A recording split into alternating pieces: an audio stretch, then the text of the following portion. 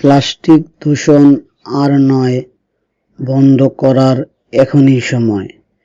এই স্লোগান নিয়ে গত 25/6/2025 তারিখ পালিত হয়েছে বিশ্ব পরিবেশ দিবস 2025। Fazlur Rahman Memorial college of technology সরকারের নির্দেশনা অনুযায়ী যথাযথ মর্যাদা ও গুরুত্বের সাথে এই দিবসটি পালন করছে।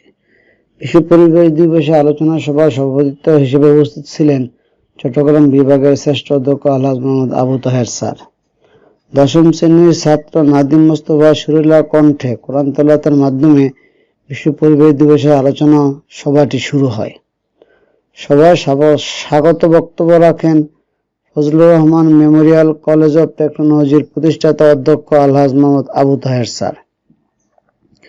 শিক্ষক মণ্ডলীর মধ্যে বিশ্ব পরিবেশ দিবসের গুরুত্ব ও যৌক্তিকতা নিয়ে আলোচনা করেন ইসলাম ধর্ম ও নৈতিক শিক্ষা বিষয়ের সহকারী শিক্ষক জনাব মোহাম্মদ আবুল কালাম আজাদ, ফিনান্সিয়াল প্র্যাকটিসেস এর প্রভাষক জনাব মঈনুদ্দিন আহমেদ খান, কম্পিউটারাইজ অ্যাকাউন্টিং সিস্টেমের প্রভাষক জনাব মোহাম্মদ মিজানুর রহমান এবং ব্যবস্থাপনা বিষয়ের সহকারী অধ্যাপক জনাব মোহাম্মদ আখতারুজ্জামান ভূঁইয়া।